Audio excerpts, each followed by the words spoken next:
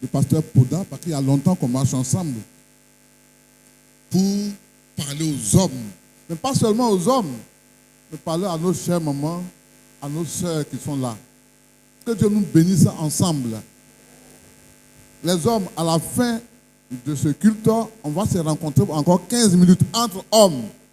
Pour le moment, on est au culte, on va faire le culte. Et après le culte, nous allons prendre 15 minutes ensemble dans cette salle pour échanger. D'accord? Levez la main que je vous vois, les hommes. Voilà, vous êtes un bon nombre. Donc, que tout ce monde-là, les femmes, vous mettez à la porte, aucun homme ne sort. Hein. Ils doivent s'asseoir ici pour apprendre, pour mieux vous servir. Que Dieu soit béni. Alors, je voudrais saluer encore une fois le pasteur Poda et tout le corps pastoral de Dabou. Saluer tous les membres du conseil, les bien-aimés, les anciens, les diacres et les diaconesses, tous les responsables, les chantres. Je vous salue dans le nom de Jésus, car nous sommes au service du Seigneur. Et nous sommes appelés à être des instruments dans la main de Dieu. Dieu ne nous a pas appelés pour nous asseoir dans l'église. En réalité, quand on lit dans Éphésiens, Dieu a donné des ministères dons pour nous former en vue du ministère. Ce n'est pas en vue de ce qu'on s'assoit. On s'asseye ici. On est formé, et puis on va maintenant manifester le service dans le monde, annonçant la bonne nouvelle de Jésus, touchant les cœurs. Donc nous sommes tous des serviteurs et des servantes du Seigneur. Et pour moi, ça a toujours été un plaisir d'être engagé dans l'œuvre de Dieu depuis le jour où il m'a fait la grâce de m'appeler du péché pour devenir son enfant. Pour ceux qui sont étudiants ou qui l'ont été, par la grâce de Dieu, le GEAD est né dans ma chambre. On a créé le groupe des étudiants de l'Assemblée de Dieu. Plus tard, un autre président a ajouté les élèves. C'est devenu le groupe des étudiants et des élèves étudiants de l'Assemblée de Côte d'Ivoire. Et ça marche très bien. Je suis content de voir que le GEAD, il y a un GEAD ici. Alléluia. Que Dieu vous bénisse. En tout cas, en 1979, c'est là qu'on a créé le GEAD au campus de Cocody quand j'étais encore étudiant. Ensuite, j'ai été le secrétaire général national de la jeunesse. Pendant plus de 10 ans, j'étais à la JADSI, j'étais le secrétaire général avec le président Rosselin Kouaï. Et là aussi, on a travaillé parmi les jeunes pendant longtemps. Et puis Dieu m'a appelé ailleurs. Il m'a envoyé en prison. Et j'ai fait le ministère de la prison aussi pendant près de 30 ans. Concomitamment avec l'enseignement et puis après, totalement détaché. Dieu m'a fait la grâce d'être engagé dans l'église. De telle sorte qu'aujourd'hui, bon, avec le pasteur Poda et la plupart des pasteurs de l'Assemblée de Dieu, en tout cas, on a joué ballon ensemble avant même qu'ils aillent à l'école biblique. Et beaucoup sont des promotionnaires, sont des très chers frères. Donc, je suis content que le pasteur Poda me fasse la grâce de m'inviter ici pour m'adresser aux hommes. Parce qu'aujourd'hui, les hommes de l'église doivent s'organiser. Amen. Parce que l'église est un corps. Un corps, il ne grandit pas seulement. Il ne croit pas seulement. Un corps qui croit, qui grandit seulement, qui ne se développe pas, c'est un problème. Voici votre enfant, il a 10 ans. Et puis il devient long, mince. Vraiment, ça pose un problème. Ou bien un arbre qui s'en va 5 mètres, qui s'en va. Pas de branches, pas de fruits, pas de fleurs. Ça pose un problème. La croissance doit se faire avec le développement, une organisation. Pour que chaque partie du corps puisse jouer son rôle. Et l'Église est un corps. Et chacun de nous doit participer à son développement. Qui, dans une branche, un autre. Dans un autre domaine, nous avons la chorale, nous avons le groupe musical, je les félicite ce matin. Nous avons la JADSI, nous avons le DADSI, et le CODIM. Nous avons la grande AOC, n'est-ce pas? En tout cas, les femmes font un travail formidable. Je vous félicite, les femmes. Dans l'église, vous avez une place vraiment déterminante. Que Dieu vous bénisse. Mais est-ce que nous, les hommes, on va vous laisser vous débattre? Quelquefois même, la femme aussi est chaude. Elle appelle monsieur, viens à prier. Monsieur dit, laisse-moi, je suis fatigué. Parce que le gars, lui, il est déconnecté. Va faire l'œuvre de Dieu. Moi, laisse-moi dormir. Voyez? Mais il est temps que les hommes de l'église aussi viennent prendre leur place à côté de nos femmes, à côté de nos jeunes gens, à côté de nos enfants, pour qu'ensemble nous puissions bâtir l'œuvre du Seigneur. Alléluia. Alors, sois un instrument de Dieu. Sois un instrument, un leader que Dieu veut utiliser. C'est le message que nous allons partager ce matin. Et pour ce faire, nous allons lire dans le livre des Actes, le chapitre 6, à partir du verset 6.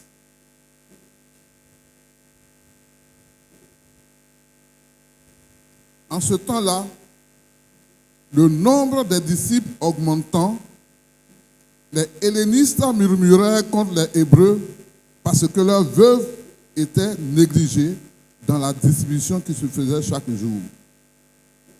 Les 12 convoquèrent la multitude des disciples et dirent: il n'est pas convenable que nous laissions la parole de Dieu pour servir aux tables. C'est pourquoi, frères, choisissez parmi vous 7 hommes de qui l'on rende un bon témoignage, qui soient pleins d'Esprit Saint et de sagesse, et que nous chargerons de cet emploi.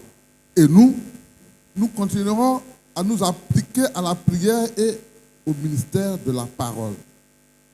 Cette proposition plut à toute l'assemblée.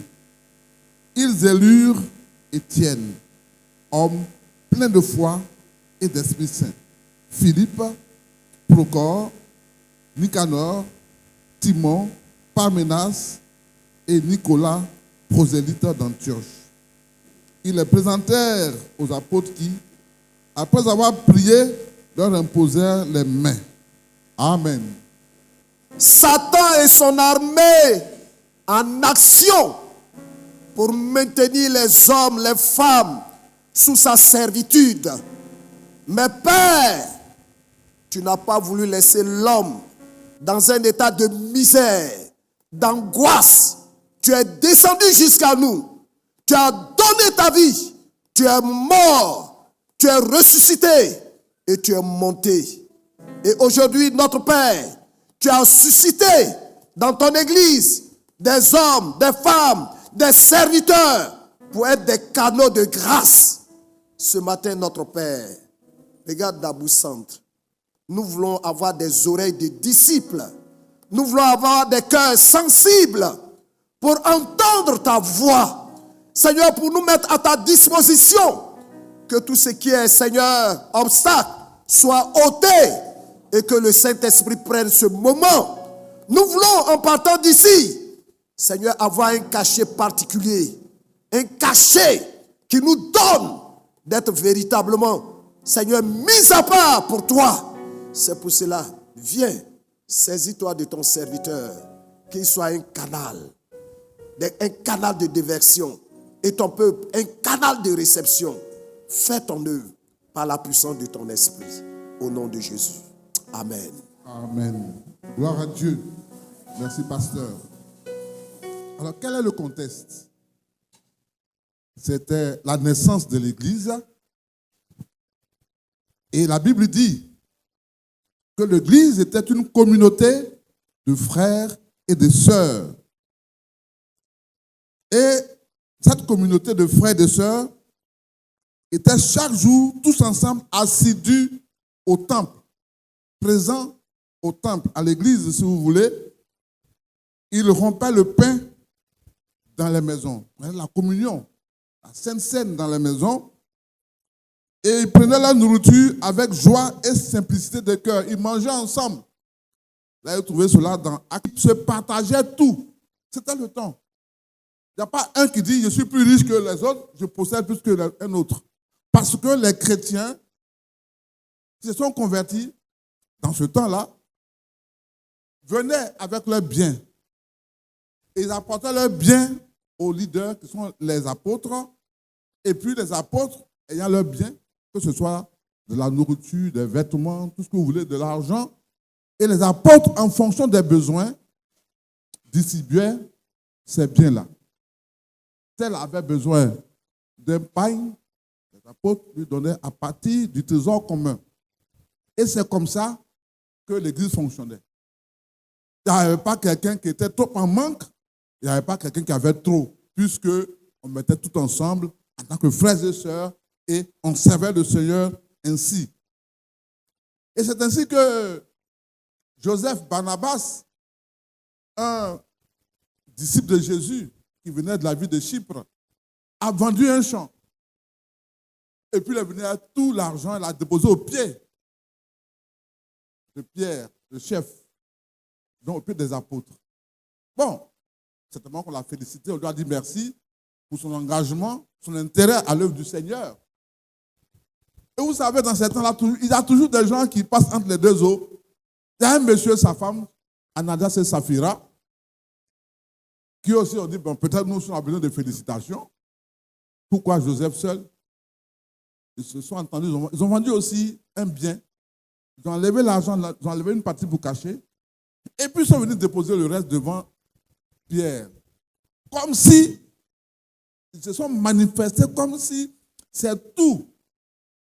N'est-ce pas l'argent qu'ils ont eu, le prix du champ qu'ils ont déposé au pied de l'apôtre. Qu'est-ce qu'ils cherchaient? La gloire et l'honneur. Il y a toujours des gens qui sont dans l'église, cherchent gloire et l'honneur. Au lieu d'aller à l'essentiel. Quand il n'y a pas de gloire, ils ne font pas. Quand il n'y a pas de gain, on ne les voit pas. Et ils sont dans l'église. Jésus parle de l'ivraie, même en parlant de l'église, et du blé. Mais Ananias et sa femme Saphira, c'était vraiment des livrets. Et Pierre lui a dit, Ananias, mais qui t'a forcé à vendre ton champ pour apporter l'argent? Si tu ne vendais pas le champ, c'est pour toi. Si tu as vendu que tu veux garder tout l'argent, c'est pour toi. On ne force personne. Nous sommes une communauté de frères. C'est de bon cœur qu'on reçoit ce que les uns les autres donnent. Mais on ne force personne. Si tu gardais tout l'argent, c'est pour toi. Il n'y a pas de problème. Mais pourquoi tu t'es permis de venir mentir au Saint-Esprit? Pourquoi? Tu t'es permis de venir mentir au Saint-Esprit. Ah non, le Saint-Esprit n'était pas content. Il a été frappé, il est tombé, il est mort sur place. Parce qu'il avait décidé de mentir au Saint-Esprit. Il n'a pas respecté la présence du Saint-Esprit au milieu de ses enfants. Sa femme est venue après. Saphira, ton mari a envoyé telle somme. C'est à ce prix-là que vous avez vendu votre champ. Elle dit oui. Apôtre Pierre, grand apôtre Pierre. C'est à ce prix-là. On a vendu ça. Et donc c'est un complot. Ton mari et toi vous avez fait pour nous tromper. Elle est tombée, elle est morte. C'était un temps où l'Esprit de Dieu se manifestait directement dans l'église, avec le jugement. Tu ne peux pas t'amuser. Et aux assemblées de Dieu, les gens disent qu'à l'assemblée de Dieu, on est tombé qu'avant, on fait délivrance. Avant, on était puissant, maintenant, on n'est pas puissant. On est puissant, hein? Puissant de Jésus qui est encore avec nous. Alléluia. Mais c'est vrai qu'il fut un temps. Quand on venait dans l'église, si tu viens avec un fétiche, dès que tu traverses la porte, le Saint-Esprit parle. Tu sais que c'est de toi on parle. Tu enlèves, tu donnes ou tu fuis. Il y en a des gens qui ne voulaient pas rentrer dans les églises assemblées de Dieu parce qu'ils avaient peur de tomber. À mon mariage, une partie de ma belle famille n'est pas rentrée à l'église, ils sont restés dehors. Si votre église va et puis on tremble, on tombe là, ils ne rentrent pas dedans. Parce qu'effectivement, l'Esprit de Dieu se manifestait. Parce qu'il y avait des hommes et des femmes de détermination qui aimaient et servaient Dieu. Aujourd'hui, le président Charles-Marie Condé dit, il a lancé une sorte de leitmotiv, retournons à nos fondamentaux. Retournons à ce qui était au départ. Et c'est une bonne chose. Parce que ce qui était au départ était bien. Mais aujourd'hui aussi, il y a des hommes et des femmes consacrés au Seigneur J'ai dit aux gens qui nous accusent souvent, ils disent, mais vous êtes une petite église naissante. Vous avez peut-être 500 ou 1000 membres. Vous pouvez vous dire que vous êtes chaud, vous êtes fort. Parce qu'on peut encadrer tout cela. Mais quand vous allez atteindre 100 000 ou 1 million comme l'Assemblée de Dieu, est-ce que vous serez à notre niveau? Parce que quand on peut, chaque matin, taper ta porte, mon frère, ça va, tu as bien dormi, tu as prié, et ça va. Oui, ça on peut faire pour 10 personnes. Mais tu peux, le pasteur, je suis, même en un an, s'il doit faire le tour de toutes les maisons, il va tomber malade. Il vient qu'à Dabou ici, ne parlons pas d'Adjamé ou de la Riviera où on parle de 3000 personnes. Alors donc, ça me ramène encore à ce que je disais, la nécessité du développement de la croissance. Alors, c'est que les apôtres recevaient et le distribuaient entre tous. C'était les apôtres, hein? C'était Pierre, Jean, Jacques, hein? Les vrais apôtres là, Nathanaël là. C'est eux qui distribuaient. Et cependant, il y a eu une crise. Une crise. Ce que Pierre lui-même dirigeait, Jean, toi dirigeais, il y a eu une crise. Les gens commençaient à murmurer que les apôtres n'étaient pas justes. Que ce qu'ils distribuaient là, les femmes juives qui venaient des villes grecques étaient défavorisées.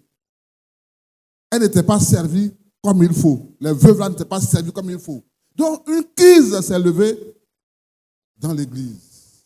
Vous savez, les crises dans l'église là, ça commence pas aujourd'hui. Hein. Au temps où Pierre était le chef qui distribuait la nourriture, il y avait déjà une crise. Parce que nous sommes différents, chacun a une façon de voir les choses. Mais quand ça commence à murmurer, ça va vite. Alors les apôtres ont dit, honnêtement, nous là, notre rôle premier, c'est de prier pour vous, c'est de vous enseigner la parole de Dieu. Mais si on passe tout le temps à partager le pain, de l'eau, les vêtements, ça ne nous arrange pas, ça ne vous arrange pas. Alors, choisissez parmi vous 7 hommes.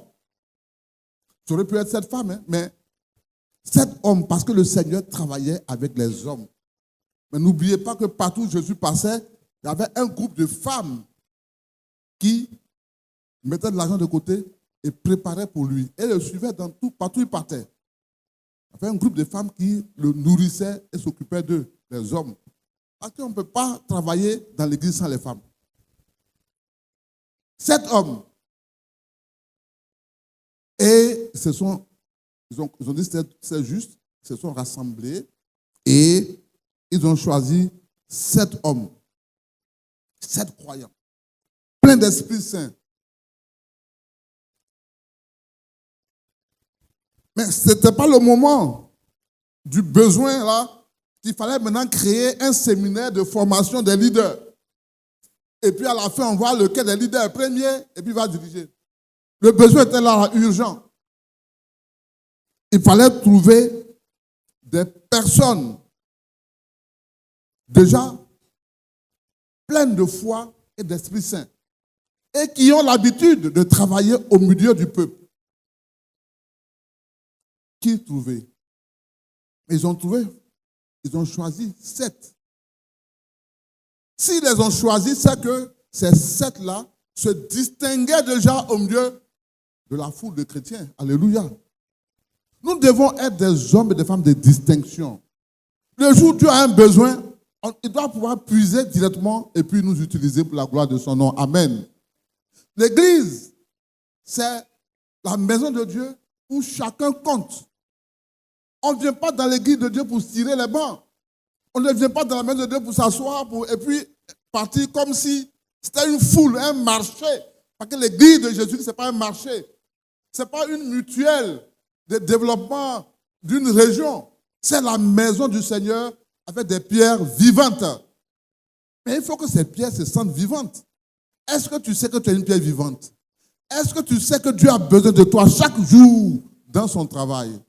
Et si oui, pourquoi est-ce que tu viens dimanche, tu rentres chez toi, et puis c'est samedi, demain c'est dimanche, et puis tu reviens, c'est tout. Tu ne fais rien dans la maison de Dieu. Tu es là, tu te tournes les pouces, tu ne fais rien. Ce n'est pas possible d'être dans la maison du Seigneur et de ne rien faire. Quand on a connu Jésus, il y a automatiquement l'Esprit de Dieu nous dirige, nous oriente vers un ministère, un service dans sa maison, car il a besoin de chacun de nous. Le champ est grand, dit Jésus, il a peu d'ouvriers. Quelqu'un qui a peu d'ouvriers va avoir des ouvriers, va les laisser s'asseoir sur les bancs du 1er janvier au 31 décembre sans rien faire pour la gloire de son nom. Alors, sentons-nous motivés. Alléluia. Sentons-nous engagés. Sentons-nous, préparons-nous pour l'appel de Jésus-Christ. Peut-être qu'aujourd'hui, c'est le jour de ton appel, homme, pour te lever, pour servir Dieu. Parce que si Dieu t'a préparé dans les coulisses, dans le secret, il faut bien que tu te lèves. Le dimanche dernier, nous avons eu dans notre église la journée nationale des hommes. Et on a un comité ad hoc qui a été mis en place. Et là-dedans, il y a un frère, docteur Rémi s'appelle. Il dit, moi, je suis venu dans l'église, je voulais faire quelque chose. Je suis allé voir le pasteur. Je lui ai dit, pasteur, moi, je vais rentrer dans la chorale. Il dit, moi, je te reviens. Le pasteur n'est pas revenu à lui. Il dit, ah, donc c'est tellement que ce n'est pas ma place. Mais je veux faire quelque chose. Et puis, on a parlé des hommes, de l'organisation. Je crois que c'est ici là que je vais trouver ma place. Alléluia. Il était là, il soupirait après faire quelque chose pour le Seigneur. Et Dieu l'a utilisé. On a eu une très bonne journée à la rivière. Il ne faisait pas partie des apôtres. Ce sont des chrétiens, comme vous et moi, mais ils étaient consacrés. Et c'est sur de telles personnes que Dieu veut compter. Est-ce que Dieu peut compter sur toi? Est-ce que Dieu peut compter sur toi dans son travail? Remarquez, Étienne, qui a été élu par l'Assemblée comme diacre pour participer à partager le pain, à donner de l'eau, etc. C'est son travail. Mais c'était un homme plein de potentialités qui utilisait cela avant même qu'il ne soit élu, mais qui a continué. N'oubliez pas que Étienne, serviteur de Dieu, a été le premier martyr. Il a prêché l'évangile. Ça a dérangé les pharisiens, les juifs. Et il dit non, ce gars-là, de toute façon, il parle, là, si on le laisse, tout Israël là va devenir chrétien. C'est dangereux pour nous. Et ils l'ont condamné à mort. Et ils ont pris des pierres. Ils l'ont exposé avec des cailloux. Un homme debout, bien vigoureux. Les debout, on le tape avec cailloux jusqu'à ce qu'il meure. Vous imaginez un peu sa souffrance? Ils l'ont frappé avec des cailloux, lancé des pierres sur lui, jusqu'à ce qu'il meure. Mais ça a été une mort glorieuse parce que, chers amis, quand Étienne a levé les regards, alléluia, qui l'a vu? Il a vu qui? Jésus. On lit tous la Bible, hein? Il a vu Jésus. Jésus debout pour l'accueillir. Vous vous rendez compte? Jésus lui-même debout pour accueillir son serviteur. Quel honneur et quelle grâce. Quel bonheur. Je suis sûr que quand Étienne a vu Jésus debout pour l'accueillir, les cailloux là, c'était comme des gouttes d'eau pour lui. Jésus. Alléluia. Quand on sert le Seigneur, vous savez, le Seigneur nous honore. Étienne, c'était parmi les diacres. Et l'autre, Philippe, qui connaissait son nom, mais il a été élu. Voilà quelqu'un qui marchait avec Dieu. Un jour, il est là. Un coup, il se retrouve au désert. Dieu l'a attrapé, Dieu l'a amené directement au désert. Ce n'est pas par avion, ce n'est pas par fusée, mais il est arrivé là-bas quand même. Dans le désert, il dit, je fais quoi ici? Et c'est là qu'un monsieur qui passait avec son char, un ministre éthiopien, il lisait l'Ancien Testament. Il ne comprenait rien. Et puis il lisait Ésaïe. On a lu Ésaïe ce matin. Il ne comprend rien. Il dit, mais ça c'est quoi? Et c'est là que Dieu a dit à Philippe, le distributeur de nourriture, là, hein, celui qui partage l'eau, poisson, du pain aux chrétiens. Là. C'était son travail dans l'église. Mais parce qu'il était rempli d'Esprit Saint et qu'il était consacré à Dieu, Dieu l'a utilisé Dieu lui a dit, approche-toi de ce char. Il était capable de distinguer, de discerner la voix du Seigneur. Il s'est approché du char. C'est comme, comment je peux dire, c'est la voiture de temps, hein, tirée par des chevaux. Et puis, il s'est approché du monsieur, du ministre. Il dit, qu'est-ce que tu lis? Il dit, bon, je lis ça, mais je ne comprends rien.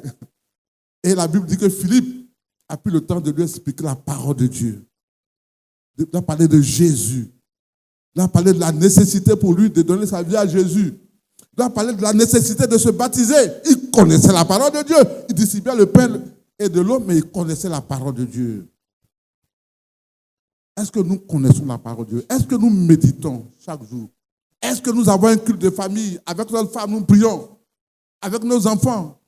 Est-ce que nos enfants savent que nous sommes chrétiens? Parce que si nous le sommes, ils seront les premiers bénéficiaires. Et notre épouse aussi.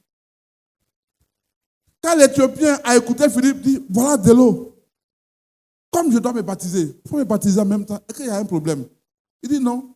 Et Philippe a baptisé l'Éthiopien. Vous savez que c'est lui qui a apporté l'évangile en Afrique.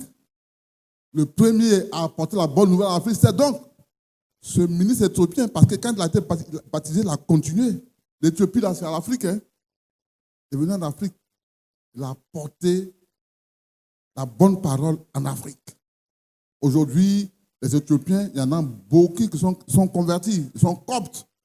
Mais, en tout cas, l'œuvre d'un serviteur de Dieu, un laïc, assis dans la foule, mais qui s'est disposé à Dieu, a permis que l'évangile arrive en Afrique. C'est vrai, on dit que son ministère a évolué, que des diacres sont devenus évangélistes. Bon, mais en tout cas, c'était un laïc assis dans la foule, mais qui était consacré même à sa place, préparé pour que le jour où Dieu a besoin de lui, Dieu puisse l'utiliser. Est-ce que tu es prêt à ce que Dieu t'utilise? Alléluia. Est-ce que tu es prêt à te lever, à marcher pour le Seigneur dans l'église? Que Dieu nous aide. Car Dieu a besoin de nous dans son œuvre. Dieu a besoin de nous dans son œuvre. Et rappelez-vous, c'est ce qui s'est passé avec Saul de Tarse. Quand ce persécuteur, d'ailleurs, on a parlé de la mort d'Étienne, celui qui a gardé les habits de tous ceux qui lançaient cailloux là, il s'appelle Saul de Tarse. C'est lui qui surveillait les habits. Il dit, allez-y le tuer, je surveille vos habits, après venez prendre. Il était présent quand on a lapidé Étienne jusqu'à sa mort. Et puis quand ils ont fini, ils sont venus, ils ont pris leur habit, ils ont porté, ils sont partis. Le gardien, c'était Saul de Tarse. Et il partait encore en Samarie pour ramasser les chrétiens pour les tuer quand Jésus lui a paru en chemin. Et pour lui dire, Saul, Saul, pourquoi me persécutes-tu? Il est tombé, ses yeux se sont fermés, il ne voyait plus clair. Et puis il était paniqué. Il a crié, qui es-tu, Seigneur? Tu es qui? Ah. Tu dis que tu as tué les gens au nom de Dieu, et puis tu ne connais pas la voix de Dieu. Tu ne connais pas ma voix, et puis tu dis que tu prétends me servir. Car il y a beaucoup de personnes qui prétendent servir Dieu, alors qu'ils ne connaissent pas Dieu. Et ils font du mal à l'église. Mais Jésus s'est révélé à lui. Je suis Jésus que tu persécutes. C'est Jésus. Tu veux qu'il fasse quoi? Quel travail tu veux qu'il fasse? Que veux-tu que je fasse? Il faut entrer. On va te dire ce que tu vas faire. Alléluia. Aussitôt, Saul, il n'est pas retourné à Jérusalem. Hein? Ananias lui a parlé. Il allait se faire former en Arabie. Le Saint-Esprit l'a enseigné bien. Quand il est revenu, c'était pour annoncer l'évangile. Alléluia. Et les chrétiens m'étaient étonnés. Ce n'est pas celui qui nous tuait, qui nous persécutait, mais comment aujourd'hui il enseigne la parole de Dieu avec justesse. Parce que Saul de Tarse était un homme très cultivé, mais qui pensait, qui croyait connaître Dieu, mais en réalité il était à côté jusqu'à ce qu'il rencontre Jésus. Quand on rencontre Jésus, bien-aimé, une chose est automatique. On a envie de le servir. Que veux-tu que je fasse? Est-ce que tu as demandé à Jésus, Seigneur, je suis là dans l'église, qu'est-ce que tu veux que je fasse? Qu'est-ce que je peux faire pour la gloire de ton nom? Si tu poses tes questions à ton Seigneur, il va te répondre. Alléluia. Et il va te bénir. Aujourd'hui, nous avons besoin d'organiser les hommes dans l'Église pour soutenir toutes les branches qui fonctionnent déjà. Les femmes, nos épouses, nos sœurs, les enfants de l'école du dimanche, les jeunes gens, la JATSI. Parce que c'est vrai que les hommes, quand il y a une réunion de femmes, en général, quand on dit qu'il ne faut pas, bon, le garçon met la main à la poche, hein, on participe indirectement. Mais il ne faut pas faire le service, bon, faire le service directement. Nous-mêmes soyons engagés, pas par procuration. Ne servons pas Dieu par procuration. De toutes les façons, je donne le transport à mon enfant, il va à l'église, j'achète ses tricots pour la JATSI, j'achète le pain de ma femme. Oh, je travaille pour Dieu, c'est vrai. Mais il veut tes pieds, il veut tes mains, il veut ta bouche, il veut tes yeux pour le servir. Alléluia. Et c'est pour ça que nous sommes là ce matin. Pour dire que dans le développement de l'Assemblée de Dieu de Côte d'Ivoire, nous avons besoin de nous engager. Et ça marche, le ministère des hommes. Le pasteur vous a dit que j'étais responsable donc, le ministère international pour les prisons. Donc j'ai voyagé beaucoup et j'ai vu des choses. J'étais aux États-Unis, à Washington un jour, et puis on était dans un centre de séminaire, et je vois des voitures alignées qui garent. Et puis c'est les hommes qui descendent, et puis c'est les femmes qui sont au volant. Les hommes qui descendent nombreux, vous savez, des Américains gros comme ça, et puis chacun descend. Puis j'ai demandé, j'ai dit, ben, qu'est-ce qui se passe ici? On m'a dit, c'est le séminaire des hommes de l'église baptiste des États-Unis. Waouh! Et les femmes viennent, elles descendent leur mari, elles saluent, et puis elles s'en vont. Ils prennent son sac, ils s'en vont. Et c'était quelième séminaire, ce n'était pas le premier, le deuxième. Il s'est installé en tant que ministère des hommes dans l'église baptiste. J'ai vu la même chose au Bénin. J'ai vu la même chose en Afrique du Sud. Des hommes de l'église sont organisés pour servir Dieu, selon les capacités que Dieu leur a données. Alors ici aussi, il faut que ça marche. Amen. Non seulement en Côte d'Ivoire, mais surtout à Dabou. Dabou Centre. Que Dieu nous bénisse. Alléluia. Sentons-nous serviteurs du Seigneur à côté des servantes du Seigneur dans son œuvre. Et Dieu nous fera du bien. Bien-aimés, c'est tout le message que j'avais pour vous ce matin. Que Dieu nous bénisse ensemble. Vous savez, quand Dieu parle, il n'a pas besoin de parler beaucoup. Et puis on comprend. Alléluia. Et je crois, j'espère que le Saint-Esprit utilise ces quelques paroles-là pour parler à vos cœurs. Alléluia. Il a dit que la lumière soit. C'est fini. L'Esprit de Dieu a utilisé, il a créé le monde. Sinon, recréer le monde. Que la lumière soit. Que cette lumière soit dans vos cœurs. Et que vos vies chrétiennes soient recréées, reformatées selon ce que Dieu veut faire de vous.